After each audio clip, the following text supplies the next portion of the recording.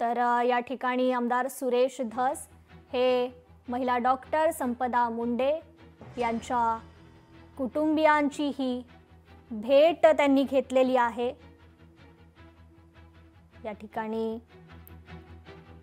Doctor महिला संपदा मुंडे यांच्या कुटुंबियांची ही सांत्वनपर भेट आमदार सुरेश धस यांनी घेतलेली आहे। बीडमधील ही दृश्य आपण पाहतोय।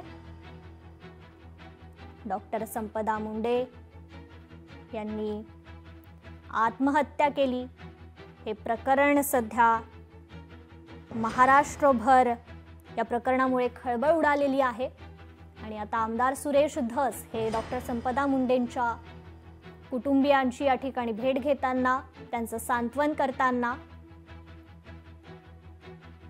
खरं तर सर्व आरोपींवर लवकरात लवकर कारवाईची मागणी आमदार सुरेश धस यांनी केलेली आहे। आणि अशातच आता सुरेश धस यांनी डॉक्टर संपदा मुंडे यांच्या कुटुंबियांची ही सांत्वनपर ते भेट घेत आहेत। संपूर्ण प्रकाराबाबत ते विचारणा करतायत। तर आमदार सुरेश धस हे डॉक्टर संपदा मुंडेंच्या घरी त्यांच्या कुटुंबियांची ही सांत्वनपर भेट घेत आहेत। या संदर्भात आपण जाणून घेऊयात। आपले लोकशाहीचे प्रतिनिधी हरिदास तावरे आपल्याशी फोन कॉलद्वारे जोडले गेलेले आहेत। हरिदास, आमदार सुरेश धस यांनी खरं तर सर्व आरोपींना कठोरात कठोर शिक्षा करा अशी मागणी देखील केलेली आहे आणि अशातच आता ते डॉक्टर संपदा मुंडे यांच्या घरी पोहोचलेले आहेत। त्यांच्या कुटुंबियांची या ठिकाणी सांत्वनपर भेट त्यांनी घेतलेली आहे।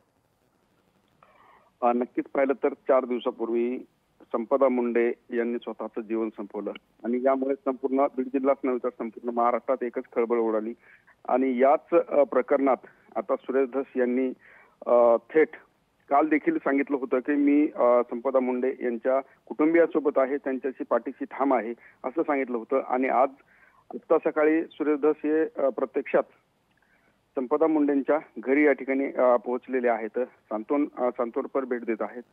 रात्री देखील मंत्री पंकजा मुंडे यांनी देखील भेट दिली होती आणि जे आरोपी आहेत त्यांना कठोरात कठोर शासन करू असं देखील आश्वासन या ठिकाणी दिले। मुख्यमंत्र्यांची भेट घेऊन हे जी कोणी आरोपी असतील यांना शिक्षा होईल अशा पद्धतीचं आता या ठिकाणी आश्वासन या कुटुंबियांना दिलं जात आहे। मात्र संपदा मुंडेंना नक्की न्याय मिळेल का हे देखील पाहणं महत्त्वाचं ठरणार आहे, कारण यातील जे 2 आरोपी आहेत हे 2 आरोपी आता पकडले गेले असल्याचं या ठिकाणी पाहायला मिळतंय। प्रशांत बनकर याला अटक केली गेली तर बदने नावाचे जे गोपाल बदने नावाचे जे उपपोलीस निरीक्षक आहेत हे स्वतःहून फलटण येथील पोलीस ठाण्यामध्ये सरेंडर झालेले आहेत।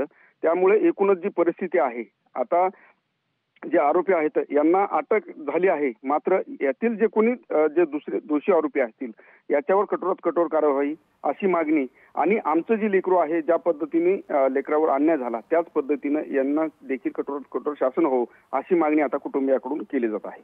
जी, निश्चितच हरिदास, धन्यवाद आपण दिलेल्या या सविस्तर माहितीबद्दल।